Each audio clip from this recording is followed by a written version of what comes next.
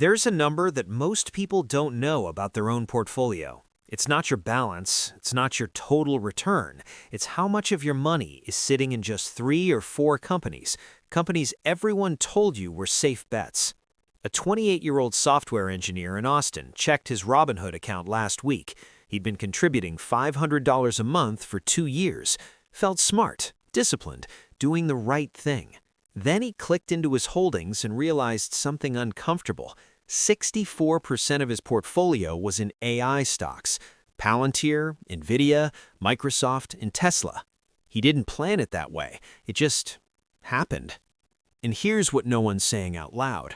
Wall Street analysts just published target prices predicting that 2 of the most popular AI stocks, the ones millions of people own, could drop 60 to 70% this year. Not might, their models say should. So let's talk about what's actually happening here, and more importantly, what people who understand markets, not hype, are quietly doing right now. Let me show you how this story usually starts. Emma is 31, lives outside London, works in marketing, earns £42,000 a year. After tax, that's about £2,700 a month. Rent is £950, transport, groceries, phone, another £600. Student loan repayment, £180. She's got maybe £400 left for everything else. Socializing, emergencies, life. But Emma's smart. She knows she needs to invest. So 2 years ago, she opened a trading app and started putting £150 a month into stocks. Her friends were talking about AI. The news was talking about AI. Every headline said, "This is the future." So she bought Palantir at £18, then again at £25, then at £52. She didn't diversify much. Why would she? Everything was going up. Now here's the thing. Emma isn't reckless. She's not gambling. She genuinely believes she's investing in the future. And she is. The technology is real. AI is transformative. No one's debating that. But there's a gap between believing in technology and paying any price for it. And that gap, that's where people lose money.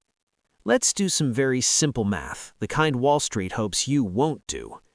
Palantir is currently trading at a price-to-earnings ratio of around 340. That means for every dollar of profit the company makes, investors are paying $340 to own a piece of it. Historically, a healthy tech stock trades between 20 and 40 times earnings. Even high-growth companies rarely justify more than 80. 340 is not a valuation, it's a belief system. Now, if Palantir's earnings grow, and they are growing, the company could eventually grow into that valuation. But here's the uncomfortable part. Even if earnings double over the next 2 years, and even if investors stay optimistic, the stock price would still need to come down significantly just to reach a normal valuation. This isn't a prediction, it's arithmetic. And this is why analysts at major firms are publishing target prices 60–70% below current levels. Not because AI is dying, but because prices got ahead of reality. The same pattern is visible across a dozen other AI names. High conviction, high valuations, high risk. And most retail investors, people like Emma, don't even realize how concentrated their exposure is. So why does this keep happening? Because humans are pattern-matching machines. We see something go up, we assume it will keep going up. Economists call this recency bias. In plain English, we think the last 2 years predict the next 2 years. Emma looks at her Palantir position and sees it's up 140%.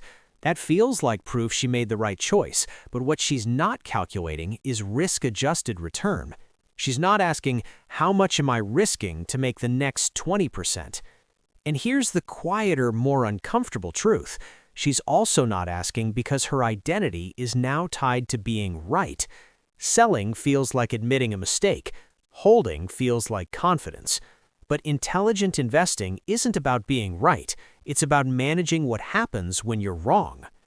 The investors who survived the dot-com bubble weren't the ones who predicted the crash. They were the ones who understood that paying 100 times sales for Pets.com wasn't investing, it was speculating. And speculation is fine, as long as you know that's what you're doing. Most people don't. So what do people who think clearly about risk actually do in moments like this? They don't panic, they don't sell everything, they don't try to time the top. They rebalance. Let's go back to that software engineer in Austin. 64% in 4 stocks. He didn't sell it all. He took 30% of that position, the part that had doubled, and moved it into a broad AI ETF, something like the Global X Artificial Intelligence ETF, which holds 80 companies instead of 4. Lower upside, yes, but also lower chance of a 60% drawdown if 2 names collapse. He kept some individual stock exposure because he still believes in the thesis. But now, if Palantir drops 50%, it doesn't destroy his entire strategy. This isn't about being scared, it's about being honest. The same logic applies to Emma. She doesn't need to abandon AI. She needs to stop pretending that owning 3 hyped names is the same thing as owning a diversified position in a growing sector. There's a reason why the investors you never hear about, people managing serious money, don't have 60% of their portfolio in 4 stocks. It's not because they're conservative, it's because they've seen what happens when sentiment shifts. And sentiment always shifts. Here's the thing no one wants to say out loud. You can be right about the future and still lose money. AI will change the world. That part's true, but it doesn't mean every company riding the AI wave is worth what the market says it's worth today. The goal isn't to predict the crash. The goal is to build a portfolio that survives one. So take 10 minutes this week. Open your account, add up your exposure. If it's more than 20% in any single theme, AI, crypto, whatever, ask yourself, am I investing or am I just riding momentum? There's no wrong answer, but there is an honest one. If this made you think differently, hit subscribe.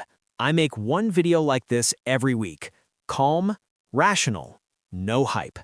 See you in the next one.